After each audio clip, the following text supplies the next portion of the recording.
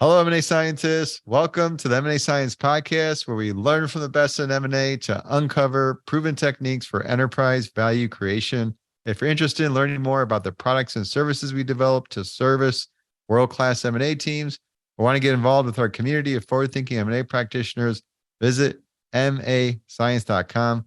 Get started by subscribing to our free weekly newsletter for the latest insights and events. Again, that's mascience.com. I'm your host, Kison Patel, CEO and founder of M&A Science. Joining me today is Roy Schoenberg, president and co-CEO at Amwell, American Well Corporation, which is a telemedicine company that connects patients with doctors over secure video, traded on NYSE under AMWL. Today, we're going to talk about how to execute M&A in the healthcare space.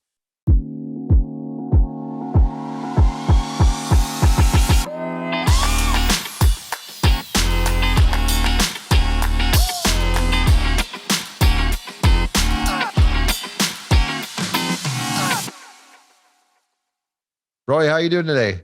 I'm doing very well. It's good to be here. Can we kick things off with a bit about your background? I mean, as you can hear from my accent, I wasn't born in the US. I was born in Israel, far away, startup nation. Lived there for a good chunk of my life, trained in medicine there. And then somewhere in the midst of all of this, kind of started turning to the dark side of technology, and gradually did more and more of that. Started a company back in Israel, a technology company that did things with intensive care units and smart alarms and alerts and everything else. Our first customer was Mass General Hospital, of all places. So I ended up kind of traveling to Boston very frequently, and lo and behold, at some point switched over from Israel to Boston, spent some time at a certain academic institution here, and then started another company that developed web-based medical record right when the internet was invented, before electricity was invented, millions of years ago. Got that company, done nicely, and then started Amwell billions of years ago, and here we are, right there in downtown Boston. But this one it's been a journey for you, because you've been working at this company for a while, and then M&A came into play. Yeah. How did that start evolving? Well, I mean, first of all, I don't think that it's a tribute to, our bright thinking when we started a telehealth company 15 years ago, right? I mean, COVID just happened 2 or 3 years ago and made this whole industry, burst into flames. But we started Amwell in 2006. Just to give you a sense, the iPhone was introduced in 2008. So this is how bad our timing was in terms of being really, really early to the game. I think paradoxically, and I'm sure we're going to cover this at some point, paradoxically, having that amount of time ended up being very necessary when you want to do anything disruptive in healthcare, because this industry, more than any other industry, is designed to reject change. For a good reason, right? I mean, when you go to med school, they teach you that any change in clinical practice needs to go through 50 different clinical trials and steps and, approvals and everything else. It takes 10 years for a drug to hit the market. In everything in healthcare, we do this not because of bureaucracy, but rather because we want to protect patients and not do anything different that may be harmful to them. That's true for technology in healthcare as well. So the fact, long story short, the fact that we started doing telehealth in 2006 actually allowed us to work very closely with the movers and shakers of the industry, not only payers and provider organization, but also legislators, medical boards, and others, to really understand what's the right way to build it. And in turn, that allowed us to position ourselves, hopefully on the right side of things, and also really advise us in terms of our M&A approach through the years of our existence. Let's break down this healthcare space, because I think there is some distinct differences, and you got this first one, the healthcare rejects changes. Yep. So there's that component to it. regulatory, I think, is probably pretty adjacent, or maybe part of the reason why. Well, I mean, regulatory is driven, in my mind, by there's two things, right? One is the patient safety, the quality of the care, the access to care. Regulatory is very, very involved in this. And then the other piece of the regulatory effort is to make sure that the cost of this thing is contained to the extent that we can say that it's contained, because it really isn't. We're not doing a very good job there. But a lot of regulation is around fundamentally the rules of engagement for Medicare and Medicaid, the government programs, but that sips into commercial, very, very quickly.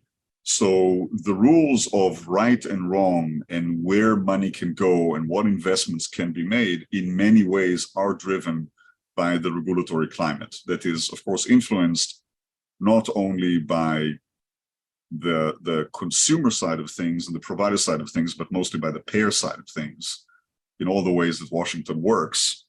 And that has definitely influenced fairly dramatically the evolution of digital care and telehealth and everything that we do. So yes, regulatory is a very big part of it. What else makes the healthcare space distinct? Well, there's nothing like it, right? I mean, if you think about it, it's one of the only markets or industries, whatever you want to call it, where the people that consume the goods have no idea what they're consuming. The people, i.e. the patients, they just do as they're told. The people that provide the goods have no idea what it costs. These are the clinicians and the health systems. And the people that pay for everything are not in the room where any of this happens.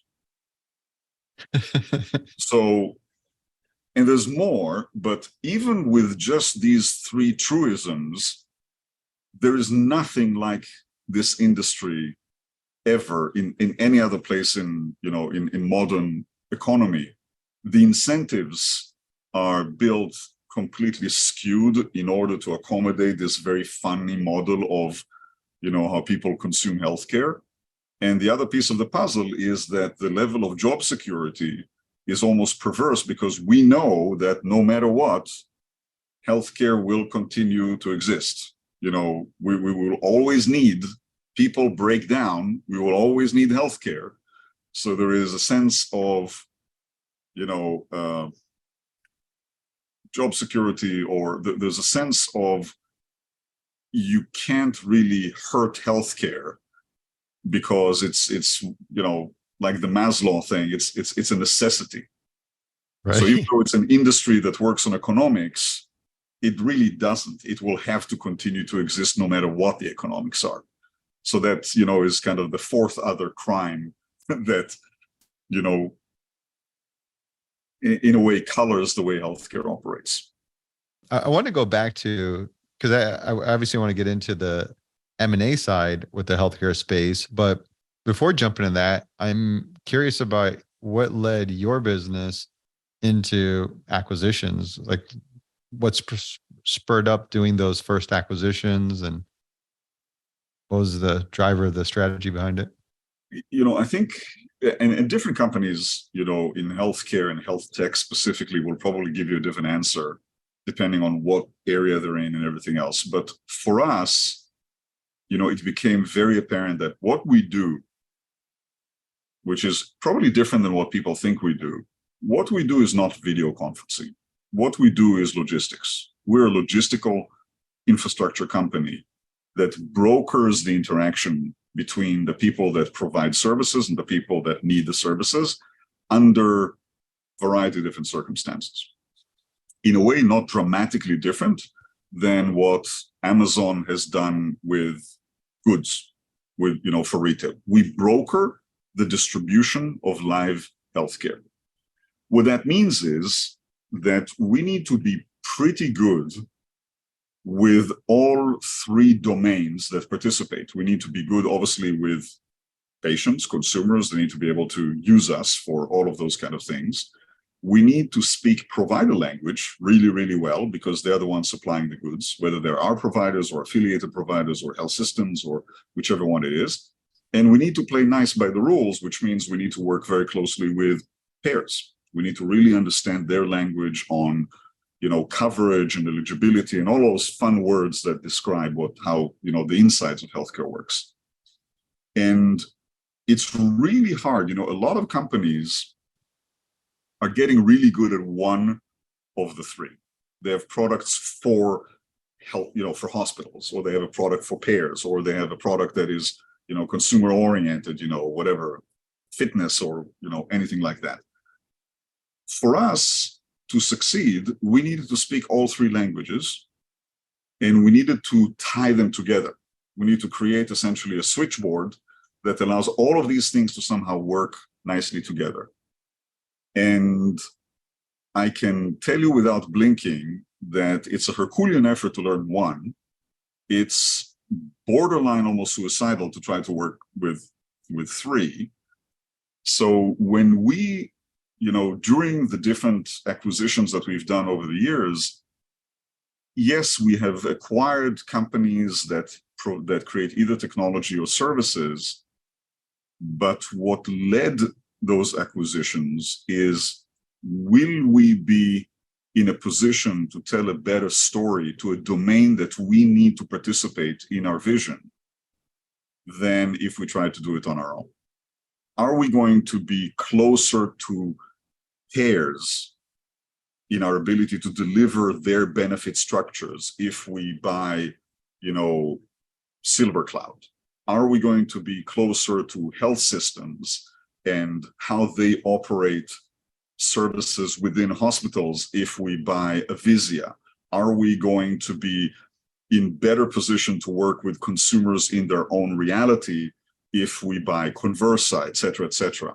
Or are we going to have more behavioral health availability, to the market if we buy Align? So these are the kind of things that drove us. It's really more about being in a better position to learn a language of a domain that we needed to play in. How much of this strategy was really defined at the company level that you could then peg these opportunities? I feel like it just varies, right? I'm trying to get a sense of like how crystallized you have it where it's clear as day that this company is going to fit in as an acquisition to our company strategy, or is there some art shaping to make that company and you shift the strategy? Yeah, I think we were, we're actually very lucky in the, one of the things that are very different about Amwell has been that, from the very beginning, we were not venture capital backed. We from the very beginning of the days of Amwell, the two other companies my brother and I did well, so we had investors, saying, let's fund whatever, you're going to do next, and including some large institutional investors. So the way we carried ourselves as well, and specifically when we talk about our M&A strategy, was not influenced by, let's just have inorganic financial growth, which is the thing that confuses a lot of M&A strategies. Like, is this accretive to our bottom line? Is it helping our EBITDA, and all of that? It's not that we weren't aware of those things, but it wasn't the driving factor for our M&A. And we were in a position to actually ask ourselves, even if financially this looks great, what else does it do for us? And maybe I would even go a step further and say, the privilege of saying, we really want to acquire this company because it allows us to tell a different story. And then if we think that they're a great company to do that, let's make sure the financials are accretive. The other way around. You're calling out the elephant in the room on this one, because that happens more times than not, where M&A is the strategy of itself because we're trying to fuel growth and use that as the driver. And by the way, it's not a bad, don't get me wrong. I'm not suggesting that the financial rationale for acquiring company is not, incredibly important, and you need to do your diligence and you need to be very comfortable that it's going to truly be accretive when it's all said and done, and there's efficiencies that you get, all of the whole, you know way more about this than anybody.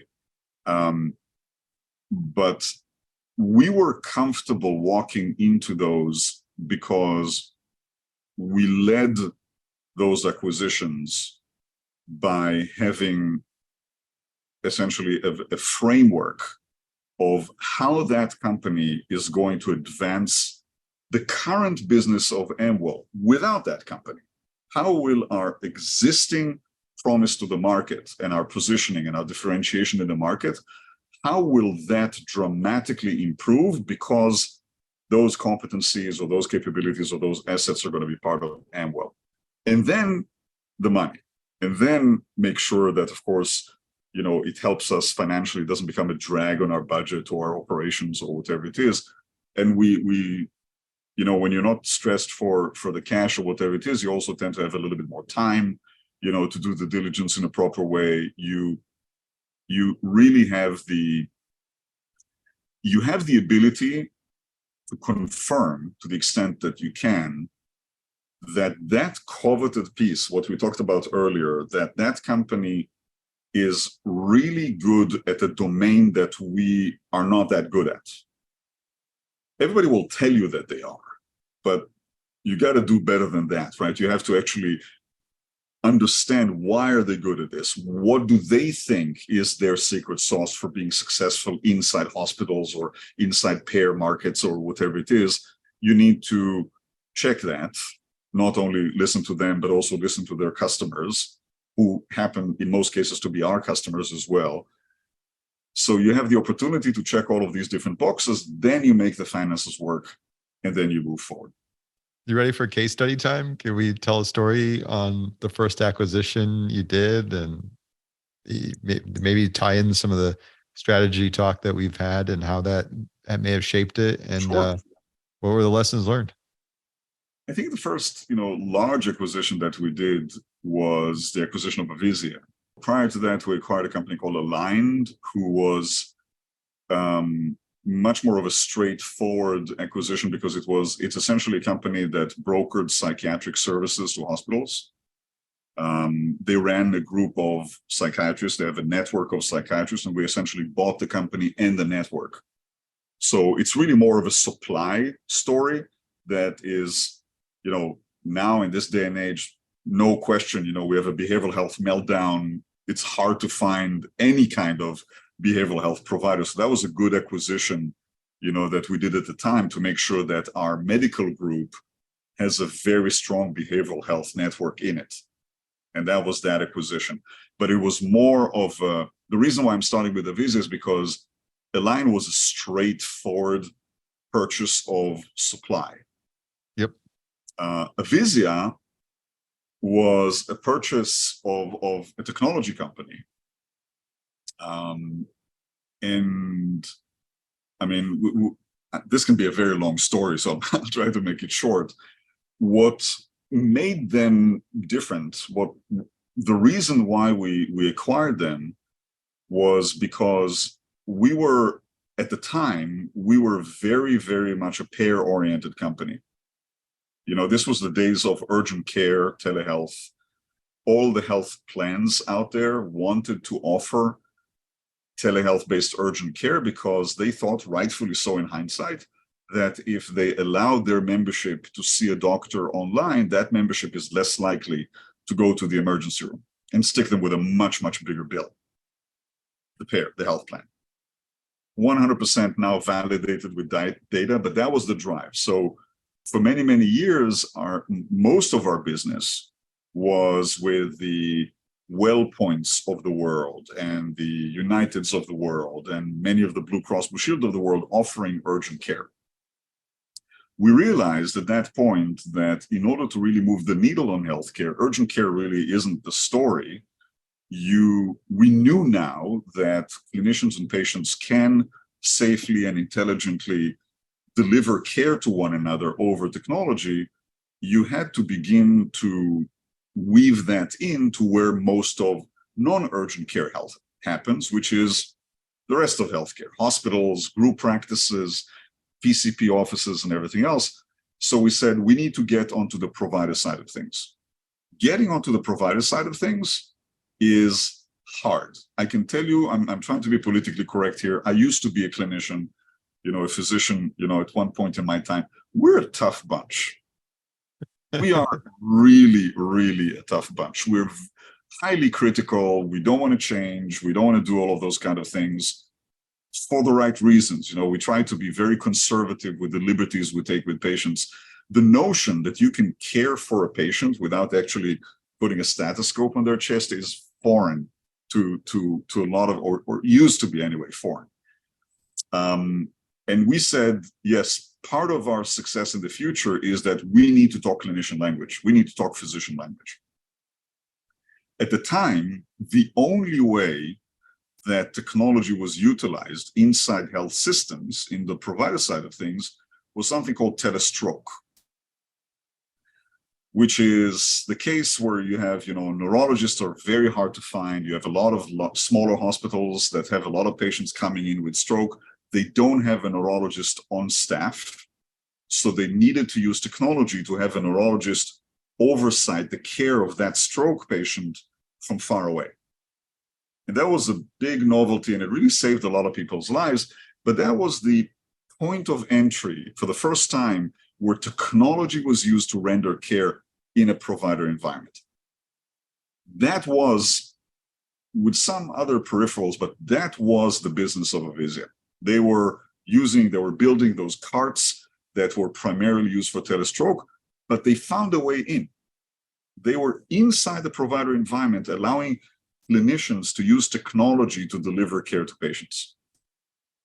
So the decision to acquire them was not only because they were good and people liked their services and everything else, but because they knew how to speak technology to clinicians.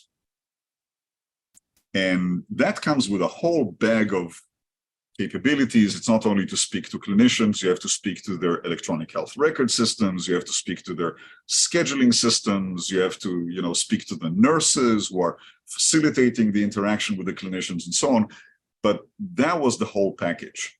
And when we were determined that we were going to enter the health system world, that became the reason for that acquisition. And then the money worked and the finances worked. How many employees did your company have, and how many companies did Avizia have?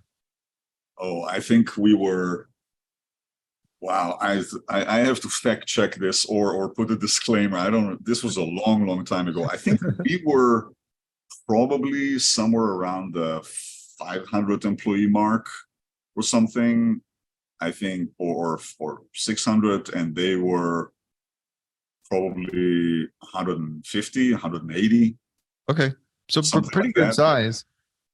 I mean, how do you, like, on this acquisition, is it you're buying this company and it's unique because it's the way you describe it, it's like they're in different use case, essentially serving a different market, but bringing you capabilities to expand in how you're delivering your current services to get into this other area. Do you look at it as, hey, we're bringing this company in as this different business line, or is this getting like, what was the thinking in terms of how is this business going to be combined together, and what's that going to look like? I guess going back to the story to the market. Yeah, I mean, so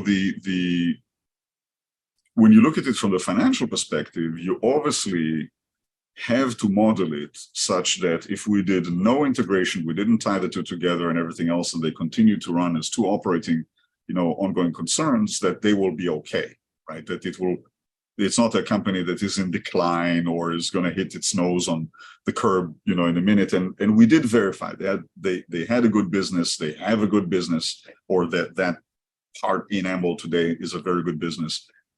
But the thinking was, there is a lot of analogies, right? The similarity, if you think about AMWL before we became Amwell at the time, the urgent care brokering that we did for the payers, allowed 2 points to facilitate, to broker an interaction where care was actually delivered, the record was created, claim was submitted, payment was done. What Avizia was doing is they had 2 points that brokered an interaction where there was a patient on one side in a bed and there was a provider on the other side, and there was an interaction, a record was created, care was delivered, claim was submitted, payment was made. It almost sounds like the same business, radically different environments. So the understanding was that we are going to acquire the company, we're going to respect the company's operation, we're going to let it continue operate and do its magic, and gradually begin to take those similarities and put them together. Because from that lens, we're almost identical. So we're like 2 planes running in parallel. I don't think the analogy is going to work where you actually become 1 plane, but because you're running into the same destination, not the same destination. But it really worked out, extremely well. And, probably the proof in the pudding is, there's a couple of them, but to me, it's the fact that, most of the vast majority of the customers of that company are Amwell customers today, all these years after. So we must have done something right. And to me, the part that is even more, profound is the fact that most of the leadership of that organization found a home in Amwell. Even though they did well and all of that kind of stuff, they're still with us all these years later because they still find the mission to be the same mission and the purpose and the culture to be compatible. So that's to me the strongest sentiment. Well, give me some advice on building a retention package to keep people around. Yeah, it's interesting, right? I mean, it's there's not one prescription there. Clearly, if you put $1 billion in a retention package, you're likely to keep the person, unless they already have $1 billion. Clearly, not economical to do for every employee of the company. You have to, if anything, people have to be compensated. They're going to do whatever they did before. So there's no reason why the compensation should be, harmed. But they're going to do more than they did before because now they have to do this kind of merger of purposes and goals and customers and cultures and everything else. So there has to be an upside to them by way of compensation and everything else. But I'll be the first one to say, I think if that's your strategy, I don't think it's going to work out very well long term. The financial compensation works for a little while. In the technology world, people always can jump ship and find another greener grass with a company that just got really well funded and wants, a quick way into something. It has to include an alignment on purpose. It does matter. I know it sounds like in a cynical world of only, money talks and everything else. If people don't feel that they found a home and that they can move the needle for an industry or for people they care about, and they can be proud to come back home to their spouses or family and say, I have a much bigger impact today than I had before, then I don't think they're going to stay there. It's that simple. And yeah, there's always, a little bit of examples on the left and right that are a little bit different, but I think the majority of people want to feel that they make a difference, and you have to make it very, very clear and true that they're in a position to do that. I think you have a really good point. I always wonder about that in terms of the retention, but specifically you're referencing entrepreneurs. And, there's always the cliche, hey, they got to start the next thing. But then you see times like your example where they stick around and continue to be part of the platform and grow. And I think you have a really good point. Like it's got to be aligned with that purpose. I don't know what else it could be. I think, you wake up in the morning, you go to work, or in this day and age, you sit in front of video, whatever it is. And if you are not excited about what's ahead of you today, I think your days are numbered in whatever it is that you do. It's just the way it is. Modern days, especially, in the United States, there's so many options. You can always move to something else. You need to really be excited, and you need to feel that your individual contribution is necessary to bring it to whatever it is that you're involved in. Is there some approach that you have when you work with these leaders to get them interested or excited, or like, how do you get them considering to be part of that purpose? I think the first, people who are, especially in a company that's going to get acquired, long before you have the conversation with them, they know that these conversations are going on.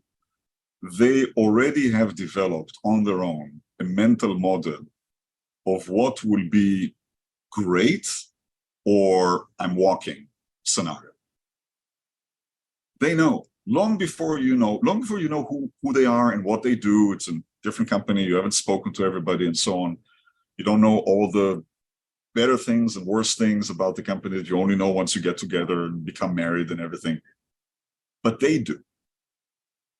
And it's fascinating. I think it doesn't always work, but if there's a way to allow them in some way to realize what they are excited about, you have a much higher probability of not only retaining them, but actually get them excited, motivated, and deliver. But you have to listen to their idea. Right. So they I know think you're better. right. So that's digging in, really listening, getting into their headspace. And then I think, like you said, they already have a direction in mind. And Let them tell you. What are other lessons you've learned on this first acquisition? Trust your instinct.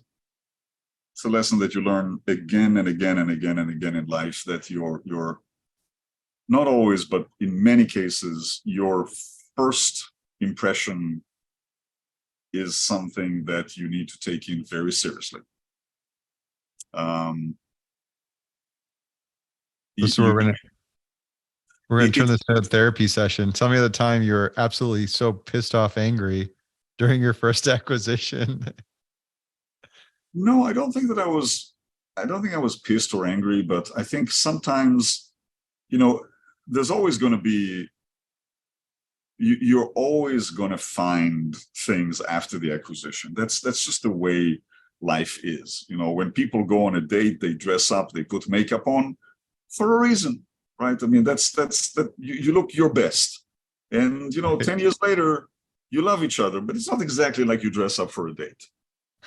I think that and that's okay, right? I mean, you walk into it with the understanding that there is going to be a bell curve. Most of everything is going to be, hopefully, as you know it. Some of it, very little of it, is going to be much better than you expected, and some of it is going to be much worse than you expected. The tails of the bell curve. I think the part that is you learn is that sometimes you have an advanced clue to that edge of the bell curve. There's a fish there. There's something not going well there, and you want to believe, and you want to feel that everything is good, and you want to focus on the main part of the bell, as you should, but you disregard it, and more often than not, I think that's a mistake, right? If you feel that you stumbled over something that doesn't make sense to you, figure out until it makes sense to you. Don't say, "Oh, I just don't understand. I'll understand later. It's fine. That's okay." And by the way, I just want to be honest about it. I think that's, other people that will be on your show will say, actually, sticking to those things that you stumble upon to try and understand them may actually be a very bad business strategy, because while you may be right, you may be completely souring the atmosphere of the acquisition by honing in on things that are bad or wrong, which are inevitable, and you're just going to derail the dynamic. So there's a balance to this. But I think, as I grow old, I keep telling myself, you need to be more, when you have a hunch that something is wrong, you need to give it 2 more cycles than you think when you say, oh, it's going to be okay. And this is the thing I'm fascinated by this, because I feel like there's this inevitable learning curve that you have to go through repetition, which can be painful and expensive. And I'm curious, like, what are examples, maybe you can give broad examples of surprises you came across that you then in turn started emphasizing as part of your approach in M&A? I think surprises, in technology, I'll give you one example. Often enough, when you look at a technology company for the purpose of acquisition or whatever it is, they show you end products, and if they're good at this, they show you the customer implementation of the product, and the customer is very happy about it. And if you really want to do the deal, you can say, that's great. And you will never be fired because you kind of did the diligence, right? I mean, you looked at the product, you look at the implementation, you look at the customer, and the customer is happy. So it's okay, right? But what is really hard to find is what was the non-conventional effort that needed to go into deploying successfully that customer. And what is the reproducibility of that effort to 20 other customers of the future?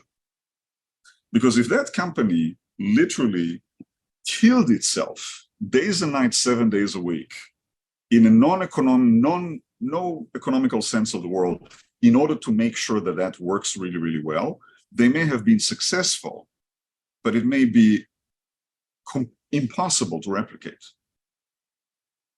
So unless you actually spend the time, in the fireside chat to hear the war stories of that implementation, you won't even have any understanding on whether this can be done again.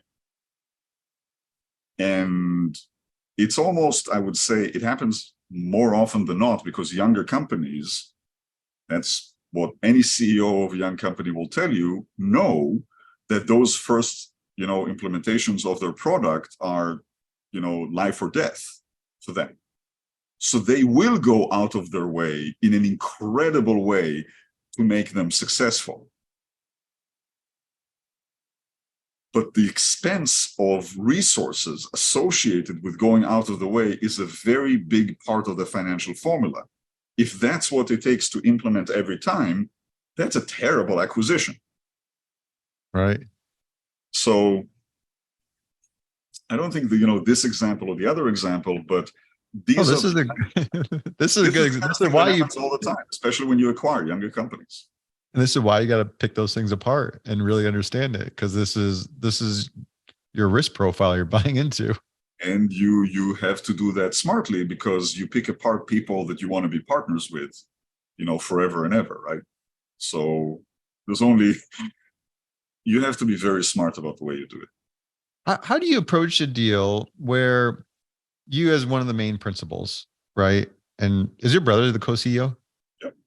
That's a whole other podcast to how you guys work together in that capacity. Because because I doesn't work with my brother, so maybe we'll have to do it. I'll bring both our brothers in.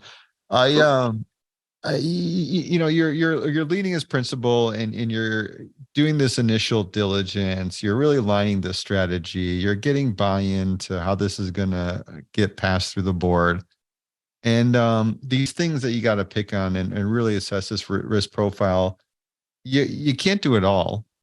Like, what does that look like as you expand and bring? And I know you're going to tell me you have a trusted team function leads that you're going to pull in, but I want to know something from experience around how are you getting them really aligned, especially these early deals when it's first time doing this stuff, or if there's any lessons there.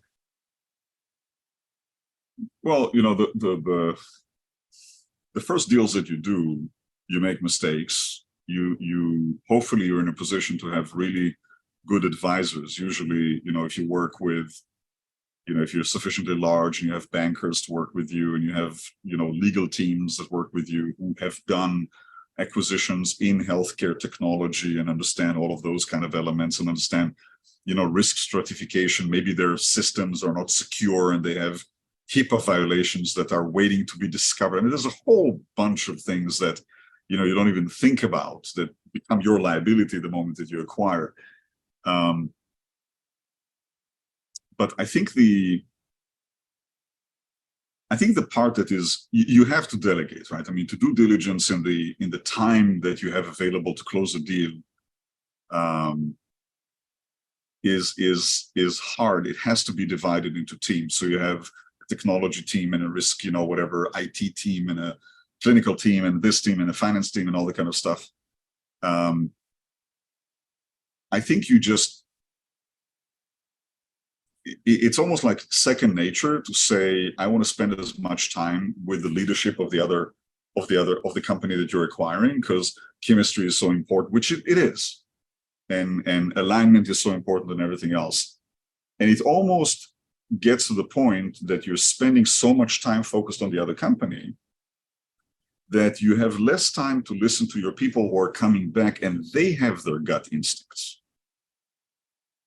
The amount of time that you spend debriefing with your own team to really understand not only what they have found that is written, but what their gut tells them, I think is almost always underinvested. Interesting view, because it's almost like you're doing the diligence within your team to really click down. You have to do diligence with your team. Right. That somebody is doing a deep dive and maybe someone's struggling or isn't putting as much attention. Like, do you ever get that sense from it? I think that you learn a lot from the unspoken, unwritten diligence. And it has to be, it has to be a culture of communication internally inside your team, that you're not just answering the questions of the diligence and getting the data, but you're also forming an opinion at every level. And you have to be able to explain your opinion, and you have to explain your gut feeling, and you have to suggest, if you have a gut feeling about something that isn't right, the best person to tell you how do you actually find out is the person that had that gut feeling. So you have to listen to them, for another cycle in order to do that. So maybe this sounds, a little bit amorphous, but to me, you really have 3 cycles of diligence, right? You have the direct diligence with, with the leadership and the organization that you're trying to acquire. You have the second diligence, which is the readout of all of the things that came out from the diligence, all of the answers to the questions and everything else. And then you have a third cycle, which is what's your gut feeling about this? Is there something else here that we don't know? Is there something else here that we need to know that we haven't asked about, that was not in the questions that we want to have answered? That's the third cycle. And I think it's really important to follow all the way to the third cycle to get it right. And you're amplifying, you're picking up the gut feel across different functions. You said it. That's exactly right. You have to amplify the gut feel. That's exactly right. You're not hiring consultants all over the place. No. Any of them? Nobody? McKinsey, Bain? Oh, we've done McKinsey, we've done Accenture, we've done this, we've done that, those cycles around. But I think they can help us tremendously in terms of, just creating the discipline and the structure and all that kind of stuff. They come equipped with a lot of artifacts that are really, really helpful, and smart people as well. But you are almost by definition much closer to your business. Your strategy. If you took the pod that you get from McKinsey, to 6 months training before they can help you do the acquisition, then maybe yes. But otherwise, you're in a position, they can help you orchestrate the deal really, really well. You still need to be the one asking the questions. So, I want to touch on the companies you've acquired. Have they been through a proprietary process or through a bank controlled process? Proprietary. All of them. Well, one of them was actually closer already to a bank in that sense, but for the most part, this was not bank solicitation. These were people that we knew and approached. And I want to get a sense of that. And the reason, well, one, is there a reason why? I guess this ties back to the strategy. Are these relationships you've had? Have you networked through Find Them? Did you find this company was particularly interesting and then approach the CEO? Like, how did you source your deals? I think it's the same, it's what we talked about earlier on. Because the determining factor on whether we're going to pursue an M&A is whether we think that we can tell a better story on how to accomplish our vision and our mission with them, and then make sure that the finances work and that there's no conflicts and there's no risk and whatever it is and liabilities and so on. I think because of that, for the most part, we're looking for things that are very specific. So you're proactively searching and you reach out to the companies for this.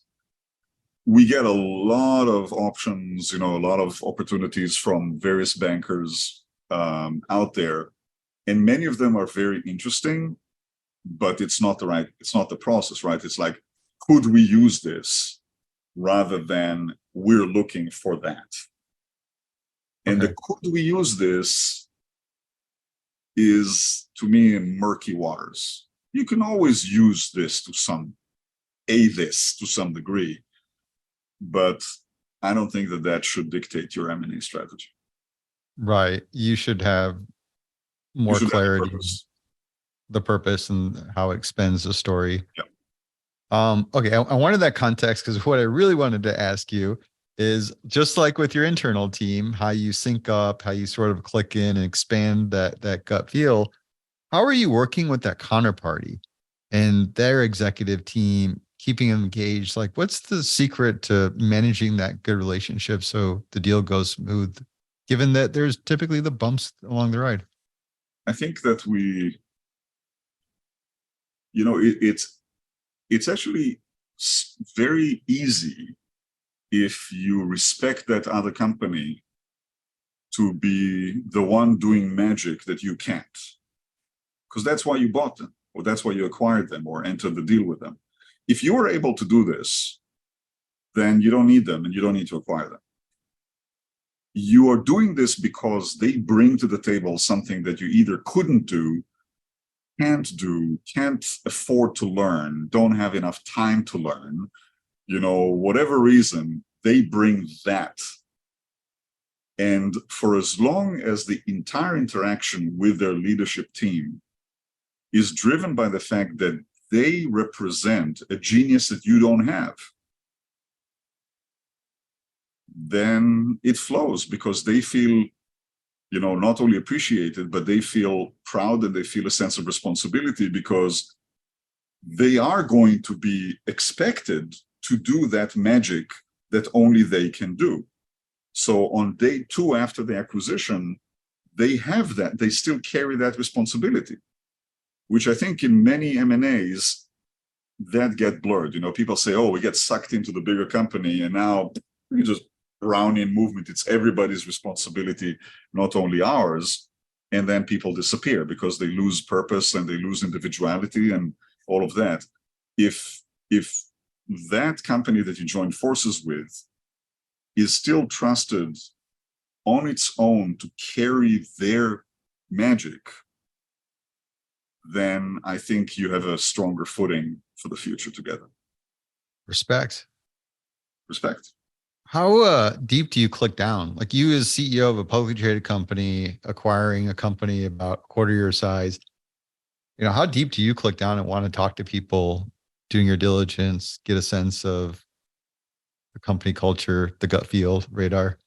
To the extent that you can, I think that, almost without exception, companies that are in the process of being acquired are going to be very, very guarded and very protected about talking to everybody around. There's not going to be an open door for a lot of good reasons. First of all, they want you to see a certain view of them, and their executives are going to be very in sync in doing that. The moment you get to everybody on the floor, it's very hard to sync the message. And that's okay. That's part of, that's like going on a date, right? That's you want to make sure it's good looking and consistent. I think the other piece of it is also that, a young company needs to protect its employees' psyche, right? I mean, if the acquisition hasn't been sealed and done, and usually you need DOJ to approve, I mean, it's a long process, right? If you walk around and start talking to employees, you're creating, just by your interaction, a set of expectations that may or may not happen, and that if the acquisition doesn't happen, will potentially demoralize that company's employee pool and create a lot of trouble. And it's unfair to them. So for a lot of reasons, I think that a company that's being acquired needs to be very thoughtful about the balance of the exposure of the acquiring executives to their employees. Once the acquisition is done, I think it's in everybody's interest to spend as much time together and open the kimono and being very honest about it and everything else, because you're family now. Like it or not, you're family now. So it's in everybody's interest to be as transparent, and whatever laundry you didn't do together before, you got to do now. So you got to be there's reasons why it's going to be pretty safeguarded in terms of who you have access to. So you're probably going to be selective around that and proceed with caution there. But Roy, I got to ask you, what's the craziest thing you've seen in M&A? There are companies in my industry that have acquired other companies and then wrote them off, to a fraction of their worth. And some of it is driven by the market, and some of it is driven by just the changing concepts around telehealth and everything else. But I think that's the challenge when you buy companies for the finances. Finances can change.